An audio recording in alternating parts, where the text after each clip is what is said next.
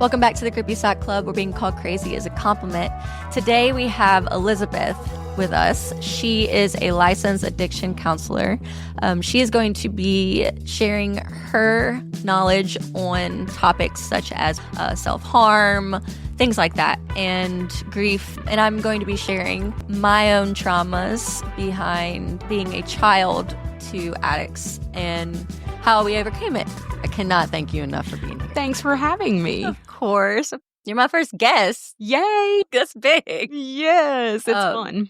This is Elizabeth. She is a licensed addiction counselor. Licensed addiction counselor. Mm-hmm. Yes. So tell us more about that. Yeah. So I have my master's actually in divinity, and there is a shortage of licensed addiction counselors in Louisiana. Really? Yes. And so sometimes what they'll do is kind of put people through, you have to have your master's, but they'll put you through just a series of trainings and further education, and you can get licensed in addiction specifically. I'm also a clinical certified. I'm a There's so many supervisor. names. I know. I was like, There's wait, so many names. it's a CCS. What does that mean? CCS. Yeah, clinical certified supervisor for people who want to be licensed in addiction counseling but aren't yet. And so I'm kind of overseeing them and doing all of that. That's awesome that you're helping them get the career that, yeah, I love that. Okay. Do you specifically just hone in on addiction mostly, or you are educated in mental illness and trauma and stuff like that too, though? Right. So we're educated, all licensed addiction counselors are educated in co-occurring disorders. Yeah, that makes sense. So, you think about you think about grief, you think about trauma, you think about personality disorders. Mm-hmm. Anyone who struggles with an addiction is going to have some of that. We're all humans, right? And so we have to have some knowledge of how to make that correlation between the addiction and the mental health concern. Okay. So that makes sense, because you addiction, I'm sure, comes from a lot of pain inside, and I'm sure a lot of people that are in active addiction are experiencing, like, covering up their pain and grief and all that with substances, stuff like that too. Mm-hmm. You are familiar with borderline personality disorder? Yes, I'm familiar with it, especially, like I said, as it correlates to addiction. And I also have the privilege of the supervisor that I had when I was not licensed yet, but seeking licensure, is an LPC. So she's a licensed professional counselor. And I got to talk with her and consult with her about clients that I was having who I was trying to diagnose and treat their addiction, but they were also struggling with borderline personality disorder. Okay. And so when you're, and so a lot of times we'll treat the addiction first because you could die, right? No, really. We don't want to do that. So then we'll pull in like a licensed mental health professional, like an LPC or an LCSW, who can really diagnose and treat that personality disorder. I can't imagine being borderline and having an addiction with a substance. I can't imagine that, and having to go through that pain. And also, with borderline, you have so much self-hate and self-loathing and all that, and just pain in general, of like emotional pain. Yeah. That turns physical. You feel it. But I do kind of understand addiction myself. I am a child of addicts. Unfortunately, I grew up with parents that were addicted to heroin and other substances. My stepmother, unfortunately, overdosed. She passed away. Mm-hmm. My dad somehow had the strength pull through, and he leads AA meetings now. Yeah. And it's just mind-blowing, because I'll be honest, I've told myself this, and I've told him this so many times, like, I never thought that you could become sober. I never thought it. I kind of grieved him in a way already, because I had already experienced it with my mom. After she passed, he was just so broken. He hit rock bottom. At that point, I had grieved my father. For that man to become a guy that goes to multiple AA meetings and leads them and is a sponsor now. And just when I see him and his eyes are open and he's hugging me, and I'm just like, I see him with my children. He's pawpaw, and it's so emotional, you know? I want his recovery to be celebrated. And I'm proud of you, Dad, if you're watching. Yeah, it's a big deal. And what an encouragement to anyone who's going to watch this who either is struggling with addiction right now or did in the past. You were an adult when he got sober, right? Yeah. And like many years of just sadness and anger and just. Yeah. And yeah, no, he's been sober now for 4 years. But it's years. More than that? Right? Mm-hmm. Yeah. It's years. But that's wild to me. That is insane. Yeah, that he's made it to that point. Yes. We're working on our relationship right now. He was bad off. Sure. So it was a lot of, he was always high. I'm not sure. I'm just going to say I remember being like 13-ish when it was really bad. Mm-hmm. Or no, when it was just starting to get there. So I did get years with my father as a little girl, but I don't remember them because it's all been replaced by traumatic events of him being high. So unfortunately, we are working on our relationship now that he's sober. And he did tell me, he's like, I'm so sorry, Brooke. I have to relearn. And I'm angry, but also so excited that this is actually a thing because I never saw him being able to learn me. What kind of addictions do you see most often? Most often, it's going to be opiates or methamphetamine. Okay. We'll occasionally have someone who comes in who's alcohol, but that's actually not the most common. That's wild. I would have thought alcohol is the number one. Yeah, it's not for the facility that I work for. We see more drug-related problems than alcohol. And then we see a lot of like both and with stuff. So like we'll have someone who comes in who has a problem with opiates and gambling, or a problem with methamphetamines and sex or pornography. Yeah. So you'll see sort of a little bit of a blend of different things that people are working through. Do you see anybody who is addicted to harming themselves? Is that a thing? Ooh, that's a good question. Addicted to self-harm. I don't know that I've ever had someone who said, I think I'm addicted to self-harm. Really? Now, can it happen? Well, I think that humans just tend to be wired to think more is better, which of course is not true. Yeah, no. But of anything, you find something that helps you overcome a perceived problem, right? So caffeine helps you initially overcome tiredness, and then more caffeine helps you overcome the headaches that not having caffeine would cause. Yep. Right? Yep. And so, an opiate, it helps you overcome pain from a surgery. So more must be better, right? That's how my dad And we keep doing it and keep doing it. That's a lot of people's story is a surgery. Sternum was shattered in a car accident. We got hit by a drunk driver. Man. And from there, just... I have some loved ones that it was a dental procedure and, just like things that you wouldn't really think about. That's a C-section. That sucks. Having a baby. That's sad. It's super sad. But there's just something in us that says if this thing is good, which we're getting back to the self-harm, I don't think anyone thinks, oh, this is good, but it is serving you in some way. It's solving something. I'm doing big air quotes, right? It's solving a problem in a really bad way. We call it a maladaptive coping skill. Okay, yes, I've learned about that with DBT. Yes. And so we've got these things that we do to try and solve whatever problem we're trying to solve. And then if it fixes it, another big, air quotes, if it fixes it, then more must be better. And we want to keep doing it. Okay. And so can it be an addiction? Well, if you say everything that way and define the terms the way that I just did, then yeah, sure, it could be. So personally speaking, I started this podcast when I had just gotten out of the psych ward. Yeah. Well, what led me to getting into the psych ward, my kids, I haven't seen them in 9 months. I've never been without my babies. So whenever they were taken from me, part of me was just gone. I was empty. I was cutting.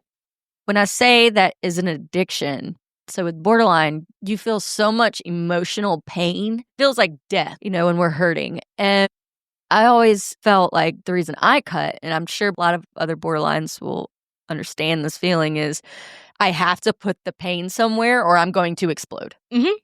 I'm going to Mhm. explode. I don't take opioids. I don't take anything like that because of my trauma as a child. I don't have anything to turn to that is going to release it immediately. Release it immediately. I need this out of me. I need to put it into, it's like energy. It's just like, I need to just put this somewhere. I'm going to explode.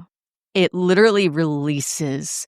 It feels like it's just releasing all the pain that I've bottled up. And it's just, is that not the same feeling that a heroin addict would get when shooting up? Is that not the feeling that an alcoholic would receive whenever they drink a drink when they're upset? I was in the hospital and there was an AA meeting. We were all invited and I didn't want to go back to sleep. And I had met some of my best friends now and there and they were there for addiction. And so I went to support them.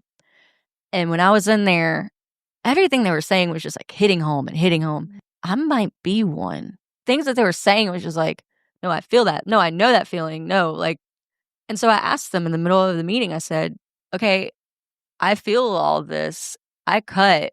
I feel like this is my addiction. When I feel pain, I need to cut. I run to it. And they said, yeah. And then I started going to meetings and it helped me. There was times since I've been out and came back to the real world where I just wanted to do it again and not to necessarily kill myself this time, but just to get out the pain. I would go to a meeting instead. Those are my thoughts on cutting and possibly being an addiction.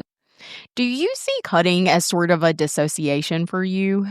That concept is sort of something that you do or think that removes you from something you don't want to feel. Absolutely. So the lowest level of it would be daydreaming, right? Yeah. Just daydreaming. That would be like the lowest level. We all do that. That happens. You could also say, like, I know some clients really had very, very difficult childhoods. So they would go in their room and read all the time. They would just read. And that was a form. Yeah, no, there's a lot of disassociation with me. I'm in extensive therapy for it because I'm going months in a disassociated state. Like right now. You're in a disassociated state? Yes. So I am missing like every day that I'm living, and it's so bad. I was so scared. I had brought it up to her. I said, I'm missing whole hours of my day. Yeah. I'm missing, and it just got worse and worse and worse. And it's not just laying down a cup over here. I was missing whole days. Chunks of time. And it was scary. It was so scary. And it's still very scary. Yeah. And my therapist was like, Brooke, we really need to look into this because this is like worrying me. And that's when I had went to the psych ward recently after that. Right. And so I have a whole notebook and she has me writing down what I'm doing specifically on the days that I'm living. And I have to do that because I'm living in a disassociated state. Ever since I lost my kids, I have just literally disassociated every day. Now, is there any concern that you may be living in a different age? Oh, for sure. Mm-hmm. Oh, for sure. What age do you feel? 25. About 25? Mm-hmm. Okay. 18. Sometimes 18? Sometimes, like when I'm manic. 18. 18. It sucks. I don't fit in. Well, let me ask you this. What happened at 25? That's a good question. Huh. A lot of trauma. Yeah. A lot with my ex-husband. It was a very abusive relationship and just mind-altering gaslighting and horrible, horrible experience. Good question. So now I know. 18. What happened at 18? Now I know. Yeah. 18, I was a 3.0 student, but hey, that's good. I don't think I was a 3.0. I was voted most talented of my senior class.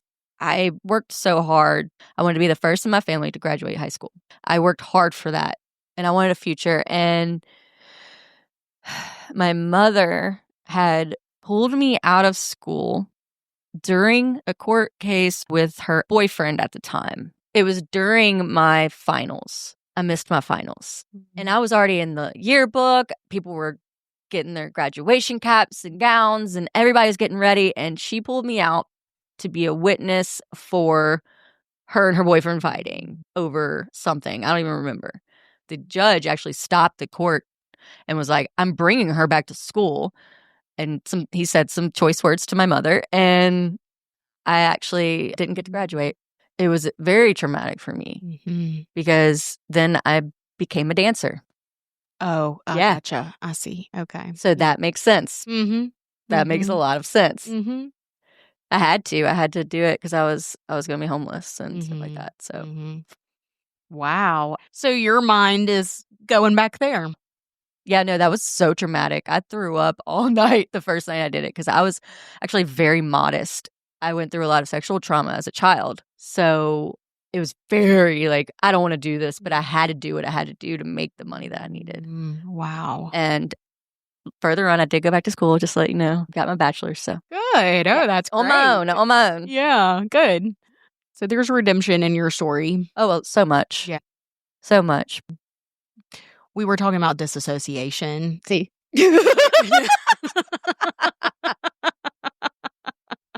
I told you. I told you. I could see the look in your eye of like, how did we get here? Yeah, I know. How did we get here? Yeah. Just learned something about myself. That was awesome. It's a vulnerable place. Yeah. But there's somebody out there that would have just learned that with me. Like, what do you feel? I became a stripper. I didn't want to do it. I did not want to do it. Yeah. And now that's the part that your mind taps into when you're manic. That makes a lot of sense. It's interesting. I am not licensed to treat or diagnose mental health. But I mean, you're educated. You know these things. Yeah. Well, and like I said, being able to consult with an LPC for the years I've been doing it is like I've heard so many things from her. Just we'll ask these questions. Just the thing about counseling is so funny. It's like y'all just ask us questions. All you gotta do is like land one bomb down. Like, what happened at 18? And then I'm like, wait. And then I actually do it for myself. You're like, yeah. That's what it was.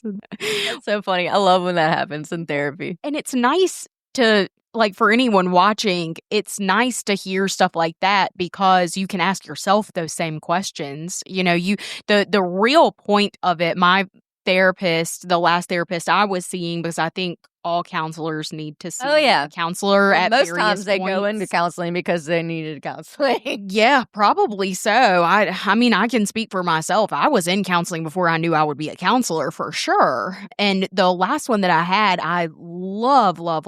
And she said, you just need to be curious. We need to get curious about ourselves. And that's what your therapist was doing, having you write down your day and things that I guess you're doing.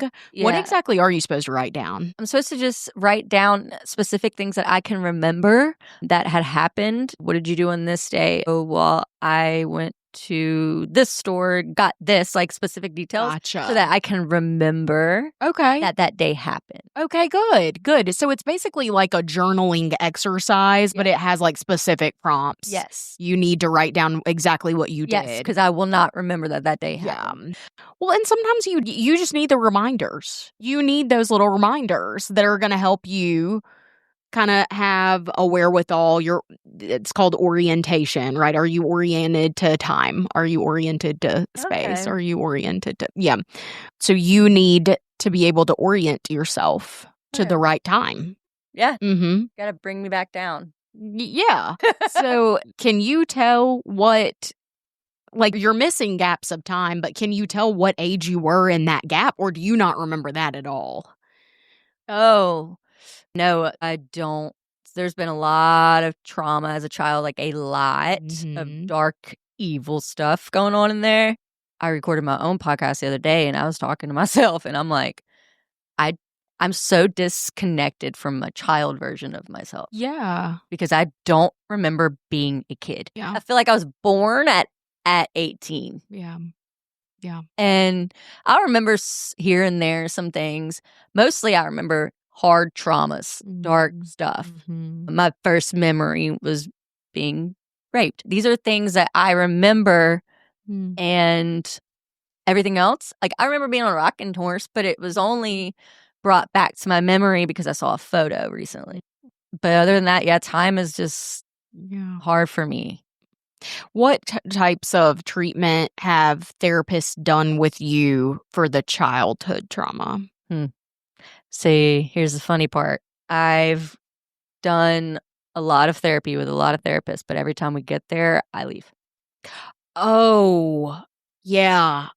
I've had that a lot with clients. Yeah, and I need to. I need to work through it, Yeah. but that vault, I'm scared to open it. I'm scared. Can I give you, it's not an analogy, I don't think, but sort of something to picture to help this a little bit? Go for it. Think of it as that there's a closet and it's behind a locked door. And when you open that door, you've got shoe boxes on shelves, tons of them, and each one represents different memories. And so when you're in therapy, specifically for the stuff that you went through as a child that you're super scared to work through, remember that that one memory is in that shoebox.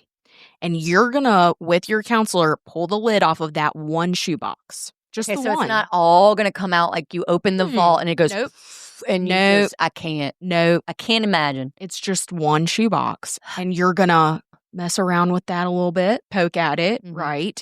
I'm not going to say how they're going to do that, but I have some idea of how they might do that. And so, and I do too. So there's EMDR. yes, Yeah, I've heard of that. big one. Yeah.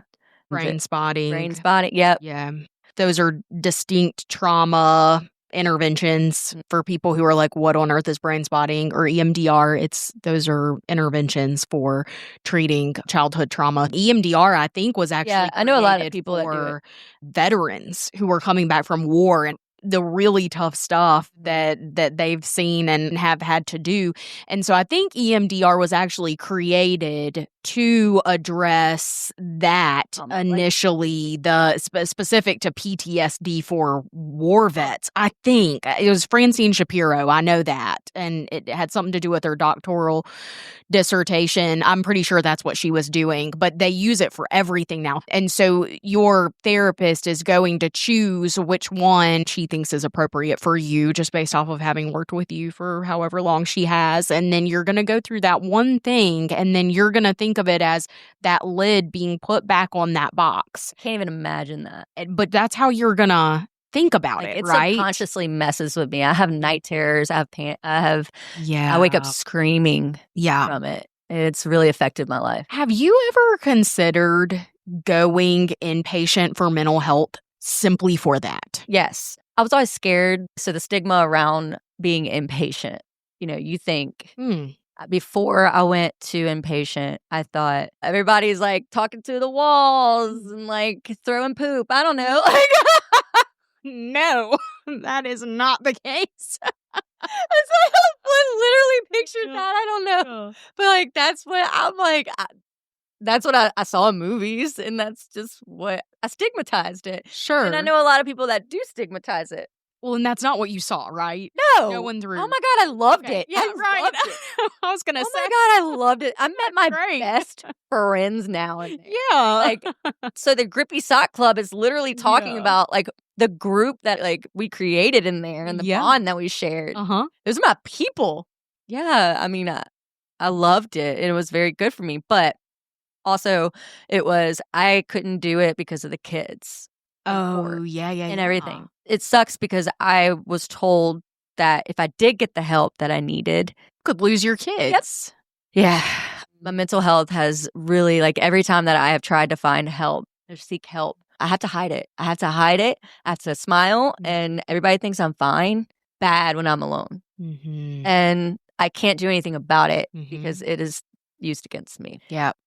inpatient would give you sort of the structure and safety that you need to not be worried about I wouldn't wanna leaving be a alone. therapist after 1 hour. No, really, I would and not wanna be going alone. home, you know? Yeah, there's no way I could do that. But the visualizations really do help because you're basically sort of packaging it again, putting that lid on, putting it back in the shelf, visualizing, shutting that door and locking it. And your therapist isn't going to let you leave the office until you are regulated. If you're dysregulated, they No, I don't understand. I think, like, it's just gonna break me. It was some dark stuff. Sure. And it was my stepfather. Yeah. And it happened from 3 years old to 13 years old. Right. And it wasn't just any small thing. It was all full on. And I had dissociated so hard when I was a child because obviously you don't know what's happening. You need to go somewhere else. Right. You go somewhere else. And I did. And that's how my brain protected me. So I don't remember the details of how bad it was. I do remember some moments and some visualizations. Like it will flash in my head and I'm like, oh my God, like right. get it out. And our brains are vaults. Our brain will have something happen. it'll hit you on a Wednesday and you're it like, will. And it could be anything. It's any of the senses, right? So something really hard happens and our brain takes a snapshot of what it's smelling, what it sees, I remember what it hears, the movie I was watching before it happened. Absolutely. And then if any of those, if that scent comes up, gosh. if the, whatever it is, now your brain says, oh, I remember that and pulls out the file folder. No, right? like the other day I was on Netflix and The Labyrinth popped up and it was The Labyrinth. And I don't know if it was like a ritual that he did. I would watch The Labyrinth and I knew that it was time. But I remember The Labyrinth being very, very, very important. Closely associated with the worst moments of your life. Yes. So when I was like on Netflix and I see it, I'm like, yeah. I had a full-blown panic attack. Yes. And the addiction, aspect of it all is my way to get away from that was cutting. And I never saw it as the same as like my dad, what he went through, and my stepmom. In some way, as horrible as it sounds, I would see it as being better. Sure. Yeah. I stigmatized my own parents. Right. For many years. Until I saw them get sober, and then I'm like, I need to wake up. Oops. Yeah. I think a lot of that is me just harboring anger towards them. Humans like putting people into categories. Oh, we do. And we also like for some of those categories to be better than others somehow. Yeah. And we're not sure how we made that up, but here we are, right? Yep. I learned in DBT, nobody's better than anybody. Yeah. Nobody. So in DBT, are you working a lot in like dichotomies? Probably not, because I don't know what that is. Oh, okay. So a dichotomy is like sort of living in the tension of two things being true that shouldn't be true. Oh. So no, we're not there yet, but we are at the radical acceptance is something that I am having a hard time with. So radical acceptance is having to be present and know this is what is. In a sense of having hope for something different is going to happen. Like the details behind it say the problem is right here. And behind it is every detail that led it up to being right here. The good, the bad, everything. Sure. And when you need radical acceptance is when you cannot accept that this is in front of you. This is just the way that this hand is. You know what I mean? It looks like this. It's not going to change. There's no way I can get somebody else's hand on my hand. This is my hand. And everything behind it that made it what it's doing. And I'm just sitting here. And when you can't accept it, you're like, no, this could be changed because of this or that or this or that. But it can't. It can't. And radical acceptance is looking at the issue. And realizing there's nothing you can do to change this. This is what it is. Yeah. And you have to accept it. So let's move on and figure out how to cope from it. Yeah. Okay, good. And that is hard. Yeah. For me with my OCD and everything. Like, because I will overthink everything. Be like, no, it's not what I'm thinking. But no, I've seen it. I've seen it with my own eyes that this is the issue. Like radical acceptance for the idea of my mom passed away from overdose. I still have not acknowledged that. I can't fully grasp it. You want to talk about dissociated? I'm totally disconnected from the fact that she actually is dead. Right. She's gone. And it hasn't hit me yet. It really hasn't hit me yet. She's just on vacation for a long time. Like, radical acceptance, it's hard. There's things like that. But then radical acceptance comes in. It's like all the memories that we had. She was an amazing person. Right. Amazing person. And just because she was an addict, she was labeled, whenever she passed away, everybody was like, oh, just another addict down. Good. Get rid of them. You know what I mean? And God, she was like literally an angel on earth. She's the person that I told I was raped. Oh, wow. She is the person that I told. She is the person that I trusted more in this whole world. And she was so beautiful and funny and just like the sweetest person. She would do anything for anybody. I don't think we've ever even gotten in a fight or argument and she's been my stepmother since I was 3. So it blew my mind. That's how she passed away. And everybody just automatically put her in a box. I mean, my dad still is having to walk into a room and everybody's like, oh, that's him. That's the addict. He doesn't deserve that because he's put in the work. Right. He's no longer an addict. He is continuing to do the work. Yes. Sure every day. That does not happen. So if anything, people need to be, I feel like people need to be like, wow. It should be seen as a positive strength. This person is empowering you to be better because he did it. Yeah. Yep. I think I started this statement earlier and didn't finish it, but if there's anyone who watches this now or later who is in addiction or was an addiction, what an encouraging thing to hear the adult daughter of someone with an addiction. We always call them alcoholics. Yeah. Even if it's opiates, we call everybody an alcoholic. Yeah. The adult child of an alcoholic who is sitting here proud of her father. On a podcast. Yeah, because a lot of my clients have children that have not come back around to that yet. Oh, my dad loved me. Loved me. And it comes with that radical acceptance. Right. This is the person that they are. Just because they were an active addiction, that was not my father. Right. It was the drugs. Right. And it took over him. Mm-hmm.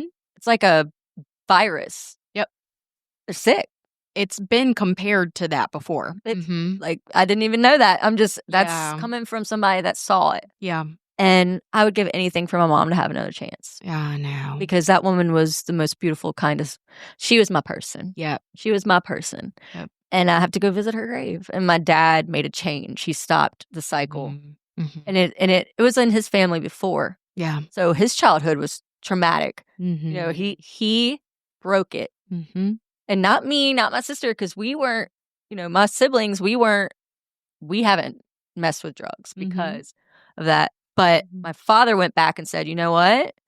It ends with me. That's loving us. Mm-hmm. And that's how I can forgive him. He did it. He did the work. He didn't have to.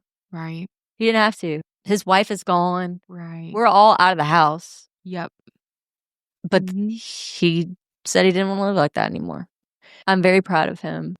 Active addiction is hard, but I feel like there's people behind the drugs. There's people underneath it, and they need to be seen. I'm sure that would help a lot. Having the support of people that aren't looking down on you, but they see you as the human underneath the virus. Right. Right. Yeah. And that's part of the dichotomy, right? I'm a human. I struggle with addiction. Mm-hmm. I'm also all of these wonderful things. Oh, wonderful. Highly empathetic, loving, comforting, kind, caring, thoughtful. And it's all covered up. Right. And it sucks. Mm-hmm. Mm-hmm. But thankfully, he's not in that anymore. Oh, he's not. Just seeing all the good things. It's just it's still so mind-blowing. Yeah. Amazing. It is. But I do want to thank you so much for being on the show. Yes. And I think we covered a lot of serious things that needed to be talked about. You taught me a lot about myself, and no, she didn't diagnose me. Or treat her for a mental illness. But you really did. You taught me a lot about myself today. Like, I'm going to go home and be like, oh, what happened at this age if this is bothering me? Like, But I want to thank you for helping me and also helping others that might be going through these things. And you're welcome. I'm very grateful, and I'd love to have you back on another time. Yeah, I was gonna say I feel like we still a lot scratched more the surface. No, like I was so worried we weren't gonna have enough to talk about, but now I'm like, I knew we were gonna have a lot at to the talk end, I'm like, no, I mean, now we need another episode. Yeah, exactly. But thank you so much. Oh, you're welcome. Remember to like, subscribe, and share our content so that more people can see it who may possibly need to hear it. Thank you so much, and we hope to see you next time.